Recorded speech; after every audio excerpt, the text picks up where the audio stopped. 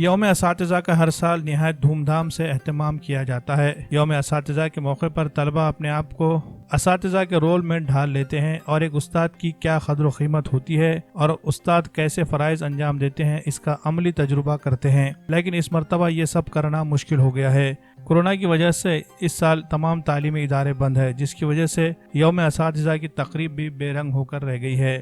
On line تدریسی classes جاری ہے۔ اساتذہ انٹرنیٹ کی مدد سے طلبہ کو تعلیم دے رہے ہیں۔ ایسے میں یوم اساتذہ کے موقع پر علی جناب ریاض الحسن عامر کی دختر ذریعہ تبشیر نے استاد کا احترام اس عنوان پر اپنے خیالات کا اظہار کیا ہے۔ آئیے سنتے ہیں استاد کے بارے میں ان کا کیا کہنا ہے۔ پیارے ساتھیوں، السلام علیکم۔ استاد کا احترام اس ٹاپک پر گفتگو کرتے ہوئے مجھے بے انتہا مسرت ہو رہی ہے۔ استاد اور احترام دونوں لفظ ایک دوسرے کے لیے لازم و ملزوم کی حیثیت رکھتے ہیں۔ اسی لیے تو کسی دانا نے کہا ہے، با ادب با نصیب، بے ادب بے نصیب۔ اللہ تعالیٰ نے انسان کو دو والدین عطا کیے ہیں۔ نمبر 1 وہ والدین جو دنیا میں لانے کا ذریعہ بنتے ہیں۔ نمبر 2 استاد جن سے ہمیں علم ملتا ہے، جو ہمیں زمین سے آسمان کی بلندیوں پر پہنچاتے ہیں۔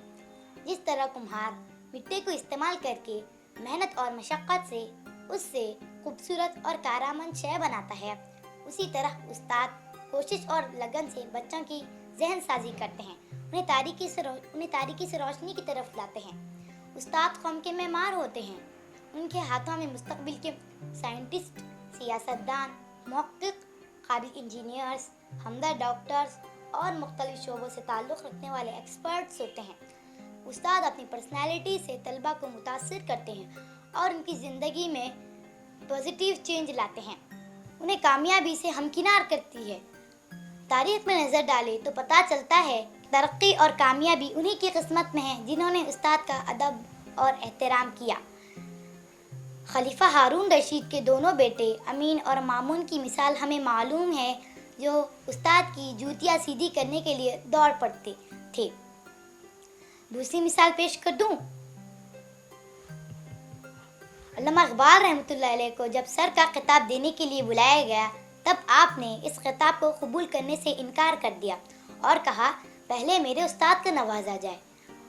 اقبال رحمۃ اللہ علیہ کو استاد محترم شبلی نعمانی کو جب شمس العلماء کا خطاب دیا گیا، تب آپ نے سر کا خطاب قبول کیا۔ اللہ تعالی ہمارے دلوں میں صحیح استاد کا ادب اور احترام پیدا کرے اور ہمارے اساتذہ کو جزائے خیر عطا فرمائے، آمین۔